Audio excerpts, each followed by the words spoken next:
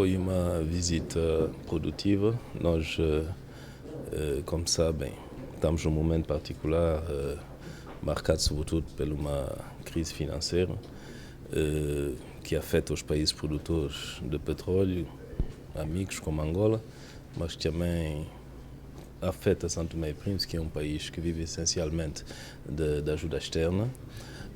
Daí que tivemos a analisar o estado da nossa cooperação à luz dessas novas condições conjunturais e isso nos permitiu duas coisas, essencialmente discutir de novos mecanismos de cooperação financeira. Nós falamos da consolidação da dívida, da retoma da linha de crédito, de cooperarmos mais a nível fiscal e a nível também cambial, para evitar a evasão cambial.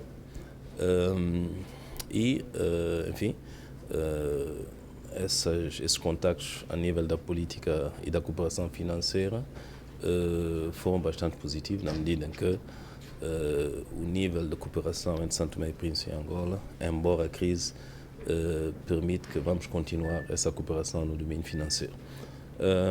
Tivemos também a ver outros aspectos. Sabem que temos um acordo de cooperação em matéria de cooperação, digamos, no domínio da defesa, da segurança, da administração interna. Essa cooperação vai materializar a breve trecho. E também foi ocasião para falarmos da situação política, enfim, trocar informações sobre a situação política em Angola, a situação política em São Tomé e Príncipe. Enfim, uma boa visita.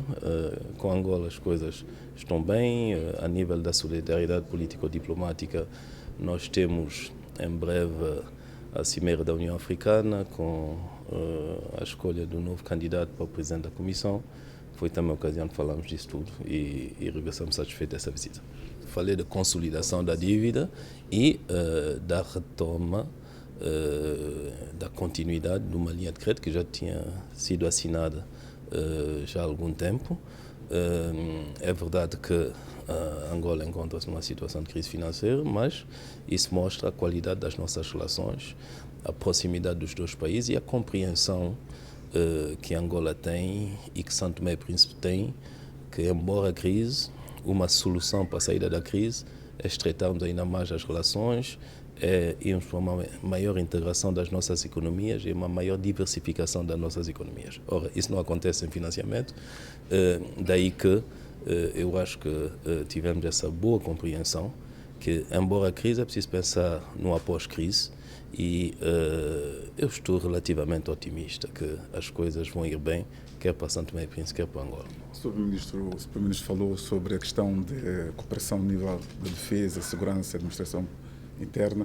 Falou que as coisas vão ser materializadas brevemente. O que é de concreto que vamos ter brevemente como materialização dessas ações?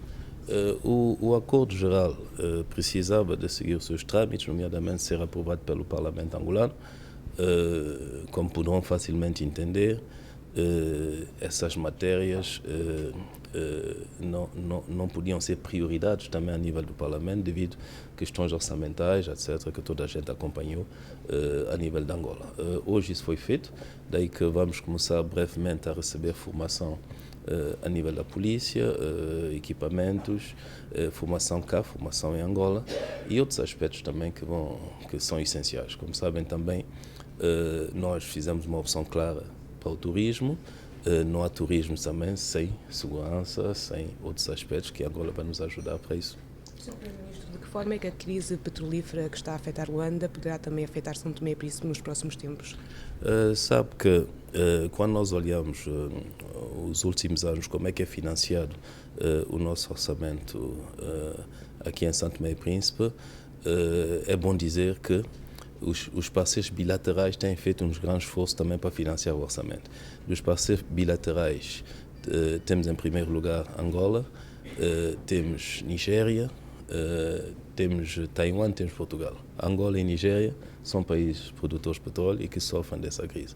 Daí que há essa situação que por ricochete pode nos afetar. O segundo aspecto é que na estratégia de desenvolvimento do governo, nós estamos virados para o Golfo da Guiné. Se nós olharmos simplesmente para a questão do turismo, é evidente que isso afeta também a nossa economia se os rendimentos dos nossos vizinhos venham a baixar. São esses dois aspectos principais, mas eu volto a dizer que a nossa percepção é que a crise precisa de ajustamento, não é? E que esses ajustamentos estão a ser feitos. O que é preciso é preservar sempre a estabilidade, a paz social. Esses ajustamentos serão feitos em Angola, serão feitos em São Tomé e Príncipe, para nós reagirmos a esse contexto de crise. Mas que, em geral, eu estou relativamente otimista.